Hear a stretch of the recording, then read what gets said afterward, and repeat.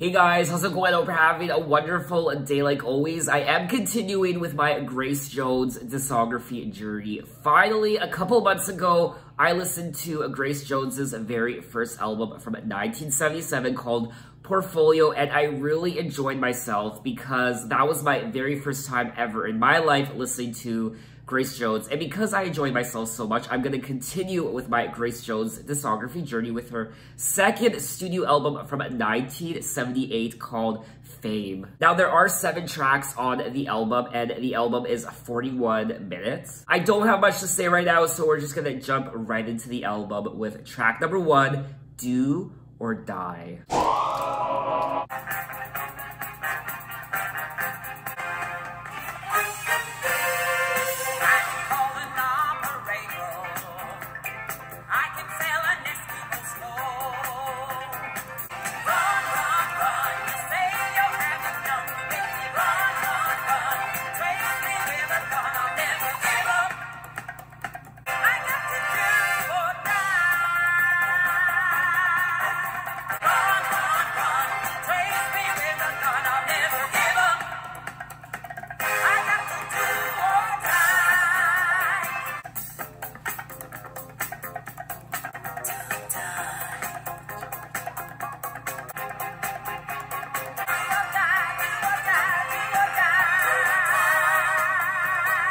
Alrighty, and that was track number 1, Do or Die. Yes, pure disco magic.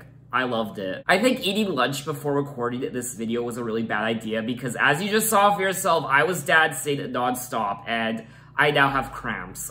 I had so much fun listening to and dancing to this song. I could almost envision myself at a disco club back in 1978, dancing to this song. I don't know, some sort of a disco club in New York, perhaps Studio 54, who knows, but this was a lot of fun. So now we're gonna move on to track number 2, Pride.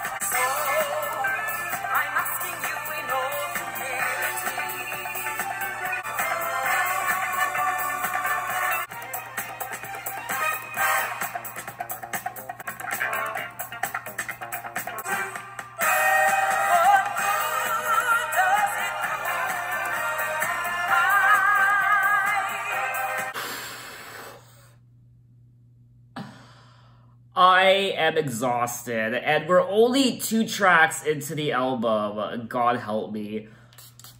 Just non-stop dancing. It's getting colder outside because it's fall, but it's heating up inside. I do feel like this album is a vast improvement over her last album, her debut album from 1977 called Portfolio.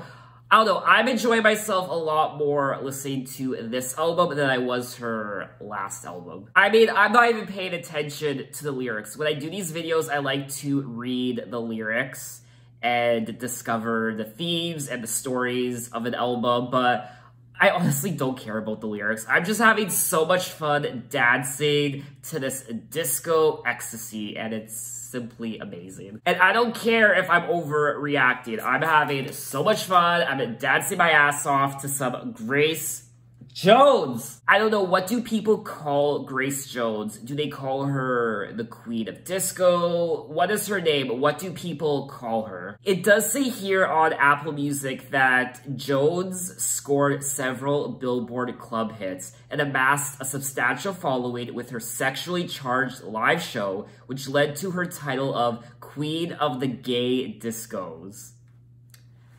Well, there you have it. Queen of the Gay Discos. I like it. So now we're gonna move on to track number 3, Fame.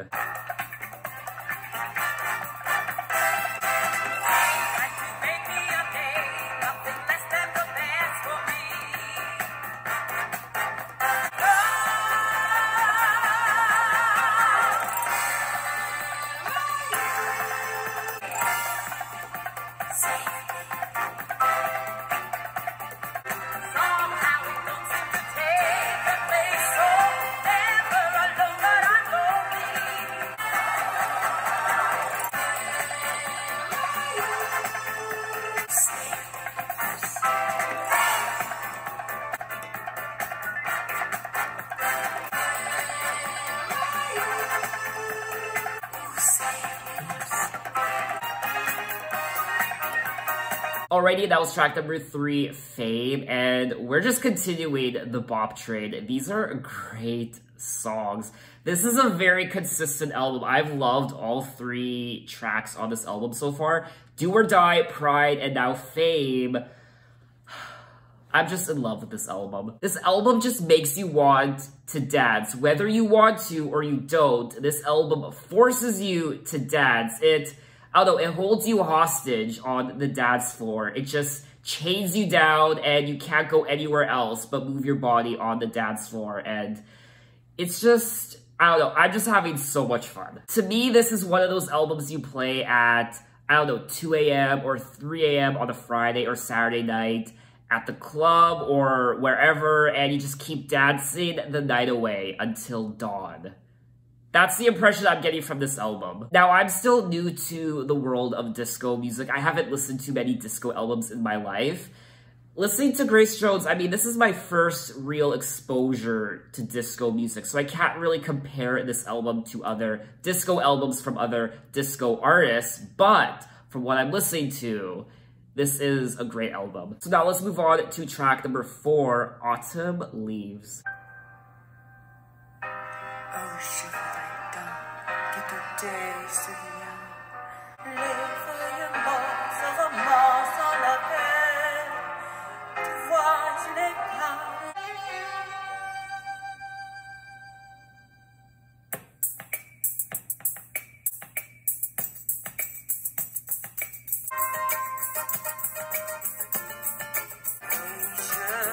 Tell me.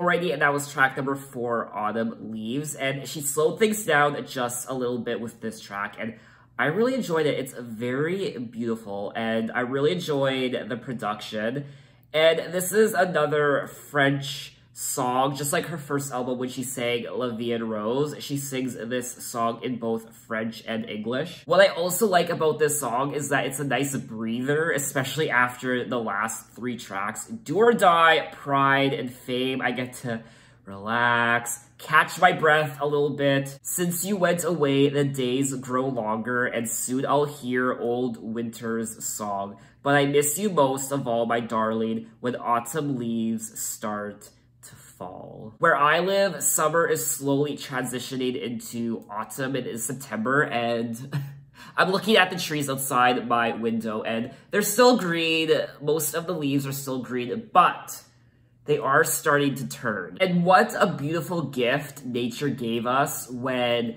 the leaves start changing into those beautiful hues of orange and yellow and red. It's absolutely gorgeous, especially when there's a cluster of trees like in a forest and you're driving by or walking by, and it's absolutely gorgeous. So what I'm trying to say is that this is a gorgeous song. Anyway, let's move on to track number 5, All on a Summer's Night.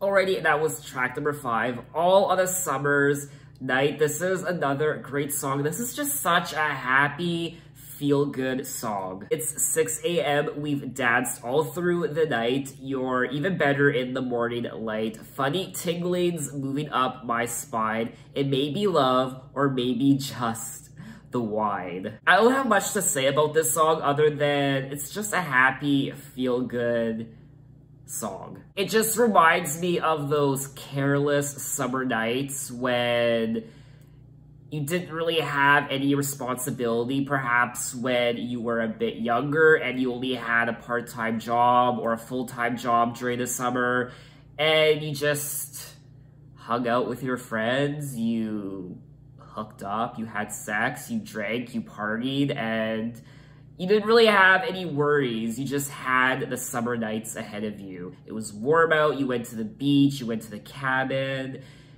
you drank beer, you just had some fun, and it just takes you back to those happy summer nights. So now we're gonna move on to track number 6, Am I Ever Gonna Fall in Love in New York City? I finally got my wish to work in New York City. While away the lonely hours, gazing at the city towers.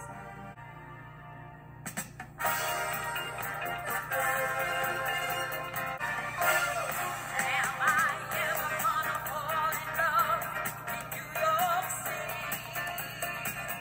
Future in a single loss, nothing but one night stands. Everybody's in a hurry, no one's got the time. No, am I ever gonna fall in love in New York City? Am I ever gonna fall in love in New York City? Okay, and that was track number 6, Am I Ever Gonna Fall in Love in New York City? This song is... I think this track is one of my favorites on the album. It's really good, just like the rest of the album, but for whatever reason, this song stands out to me, and I really liked it. Though I really enjoyed the song, it is a sad song. She's singing about wanting to fall in love in New York City, but not having any luck in that department. One city isn't pretty if you see it on your own. It's a fabulous place. There's no one I know to cherish, no one I can hug, and no one around. So she loves New York City. She thinks it's a fabulous and pretty place, but she doesn't have anyone to share it with. There's no one that she can cherish or hug or be around. She's saying that there's no future in the single bars, nothing but the one-night stars. Am I ever gonna fall in love in New York City? So she's not gonna fall in love at the bars and the clubs, which in my opinion is quite true. I don't know how many of you watching fell in love with someone while at the bar or a club. Maybe you met someone at the club and you've been together for years, and hey, maybe you even got married. But my impression is that you can't fall in love going to a club. It's where you meet people, friends, you discover new friends, you hook up with people, but you don't fall in love while at a bar. But maybe it was different back then. This album did come out 42 years ago, and for gay men, there weren't any dating apps. The only place you could really meet another gay man was at the bar. I don't know, so maybe finding love was possible at the bar because that was the only place you could meet someone like yourself, like a gay man. So if you grew up during this time in the 1970s, especially if you're a gay person, what was it like trying to fall in love with someone? Because I imagine back then, the only place to meet another gay person was the bars or, I don't know, bathhouses. You hear these stories of people like hooking up at the library. Let's meet at the library, and I don't know, at a bookstore. I don't know. And from my experience, it is difficult to find a lasting, loving, long-term relationship, especially in the gay community, especially when you get older. When you're young and you want to experiment, you don't really mind hooking up with people as long as you practice safe sex and what have you. But as you get older, you just kind of get tired of that culture and you just don't want to hook up with as many people. You just want to fall in love with someone. You just want to fall in love with someone. It doesn't mean, you know, the end all be all, you know, fall in love with someone, get married, buy a house, have kids, and that's it. But just share life with someone, travel with someone, having someone you can experience life with instead of just hooking up with someone and saying, okay, bye, see you in a couple months for another booty call, you know? It's just finding that one person you can share life with. I've never been to New York City. I definitely want to go there soon. I need to go to New York City. It's, you know, I hear about it all the time in movies and TV shows, and you read about it all the time. People talk about it all the time. It's such a prominent place in our world. It's one of the go-to destinations on this planet, New York City. Everyone has to go there at least one time in their life. So my mission is to go there soon. I don't want to wait another 10 or 20 years. I want to go there like literally in the next few years. But anyway, we have come to the end of the album, track number 7, Below the Belt.